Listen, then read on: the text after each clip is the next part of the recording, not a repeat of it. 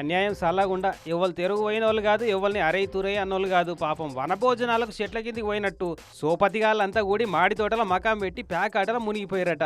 మరి ఎట్లా కనిపెట్టిరో ఏమో గాని ఎట్లా మీద పడ్డరో చూడు ఎస్రాయవరం పోలీసోళ్ళు. పాపం సగం తిండి మీదకి లేపినట్టే ఆట నడిమిట్లనే ఆపిచ్చి 1,89,000 రూపాయల నగదు పైకం సెల్ ఫోన్లు అన్ని గుంజుకపోయి ఆసు ముక్కలలో అనకాపల్లి జిల్లాకే వన్నెదేయగలిగేటంత సత్తా ఉన్న పాయకరావుపేట ప్రముఖ పేకాట రాయులను పట్టుకొని కేసు పెట్టిరట.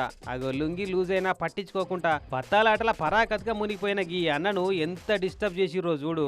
మొత్తం 23 మంది ప్లేయర్స్ మీద గ్యాంబ్లింగ్ కేసు నమోదు చేసి 11 బండ్లను ట్రాక్టర్లు ఎక్కించి గుంజుకపోయారు.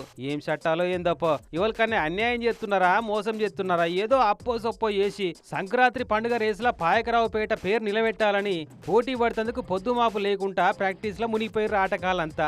అది కూడా తప్పేనా అని పట్టుబడ్డ ఈ పాయకరావుపేట పేకాట పాపరావులను చూసి పిటి అవుతున్నారట నియోజకవర్గంలో ఉన్న సాటి పేకాట రాయిలంతా.